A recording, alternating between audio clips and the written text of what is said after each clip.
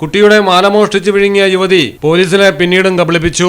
വയറിളക്കി മാല വീണ്ടെടുക്കാൻ മെഡിക്കൽ കോളേജിലെത്തിച്ച യുവതി ശൗചാലയത്തിൽ വെച്ച് പുറത്തു വന്ന മാല ക്ലോസറ്റിലിട്ട് ഒഴുക്കി കളഞ്ഞു. തൊണ്ടി മുതൽ വീണ്ടെടുക്കാനാകാതെ പോലീസ് പ്രതിസന്ധിയിലായി. നിലമ്പൂർ ജില്ലാശുപത്രിക്ക് സമീപമുള്ള ക്ലിനിക്കിൽ ഡോക്ടറെ കാണിക്കാനെത്തിയ കുട്ടിയുടെ 3.5 ഗ്രാം തൂക്കമുള്ള സ്വർണമാലയാണ് പാലേമാട് കല്ലൻകുന്നൻ സമീന പൊട്ടിച്ചെടുത്തത്. പിടിയിലാകുമെന്ന് മനസ്സിലായതോടെ പ്രതി മാല വിഴുങ്ങുകയായിരുന്നു. തുടർന്ന് നിലമ്പൂർ ജില്ലാശുപത്രിയിൽ എത്തിച്ച് നടത്തിയ എക്സ്റേ പരിശോധനയിലാണ് വയറ്റിൽ സ്വർണ്ണാഭരണം കണ്ടെത്തിയത്. വയറിളക്കി മാല വീണ്ടെടുക്കാൻ എനിമ നൽകിയെങ്കിലും ഫലമുണ്ടായില്ല. തുടർന്നാണ് കോഴിക്കോട് മെഡിക്കൽ കോളേജ് ആശുപത്രിയിൽ പ്രവേശിപ്പിച്ചത്. അവിടെ വെച്ച് മാല വിസർജ്യത്തിലൂടെ പുറത്തു വന്നു. എന്നാൽ കാവൽ നിന്ന 2 വനിതാ CPOമാർക്ക് നേരെ വിസർജ്യമെറിയുമെന്ന് ഭീഷണിപ്പെടുത്തി അകറ്റിയ ശേഷം സ്വർണ്ണമാലയും ഡയപ്പറും അടക്കം സമീന ക്ലോസറ്റിലിട്ട് ഫ്ലഷ് ചെയ്ത് കളയുകയായിരുന്നു എന്നാണ് പോലീസ് പറയുന്നത്.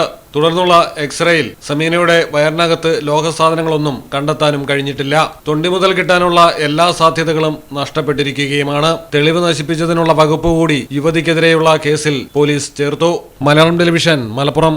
നിങ്ങൾക്ക് എത്ര പേർക്കറിയാം നിങ്ങളുടെ കുഞ്ഞിന്റെ ആദ്യ കാതുകുത്ത് പവൻ ഗോൾഡിൽ തികച്ചും സൗജന്യമാണെന്ന്? പവൻ ഗോൾഡ് തിരൂർ.